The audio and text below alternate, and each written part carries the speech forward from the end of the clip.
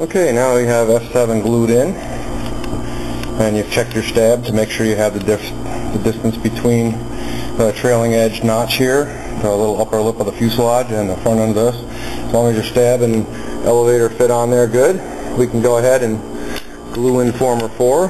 Just give that one last check. Fits nice. Remember to have your center line right on the piece of F7 there. If you can make sure that you have your center line there, you'll be good to go. So we're going to go ahead and clamp F4. Well, I've already done it. If you've got a rubber band, basically all you're going to want to do is make sure that you line up your fuselage still on the template here. And you want to make sure things sit flat and flush here, so we'll put the level right on that to make sure that it is. And then you're just going to want to make sure that your F4 former line is visible here as it is on this side. Unless you didn't make it visible there, make it the same. You just want it to be square across, nice and straight, because this is where your wing plate, your wing mount plate is going to be. So as long as you get that going in there, you can just take your glue, kind of get an angle where you can see it, and just run the glue right into the top corner here. On this inside, don't go to the back side because we're going to put that doubler back there, and the glue will just run down the seam, as you can see. Maybe you can't see, but anyway, the glue will run down the seam and that former's in place. Okay, I've laid the fuselage down on the side. Now we're working on the left side of the fuselage, and we're going to take this doubler right here and make sure that she's even with the bottom, and that our F4A brace butts right up against it and it fits in our slot nicely up here, and we want to make that even as well, so we're going to bring that right to the edge of the fuselage here. And if it doesn't butt up perfectly, that's okay, because we're going to fill it with epoxy anyway, and this is just going to strengthen. So I'm going to go ahead and glue this former in here, and I'm also going to take the front piece here, the doubler for the wing saddle, and I'm going to stick that right on. Just put it up against F4 is not, or F2 is not glued yet. We're doing the F2 thing, or the F4 thing. F2 is not glued on yet. Make sure you got it facing the right way, and that your wing template fits right in there, which mine does.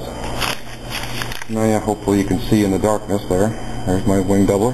So I'm going to go ahead and glue this doubler in, and I'm going to glue this doubler in, and everything checks out, but make sure you pull your F4A piece away before you glue it in, and make sure you pull your wing plate away.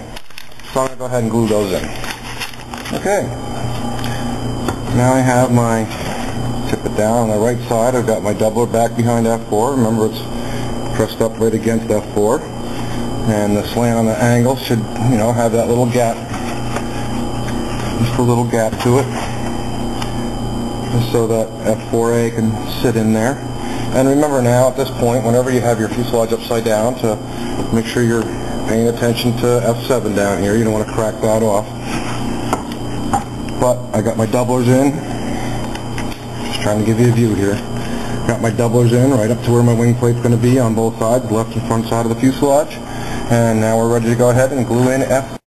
Okay, providing everything's cut all right, you can take your F2 former right here and slide it right up to your doubler on the inside fuse frame of the left side fuselage, and it should butt right up to your lines here.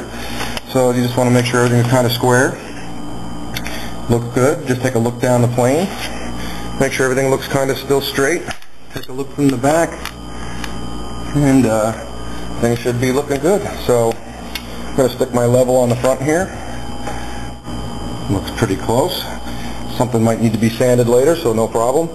But now that that's clamped down, or use the rubber band, but make sure when you're using a rubber band, you put a brace across the top here or something, so you don't take the rubber band and if you squeeze these in, you could snap them.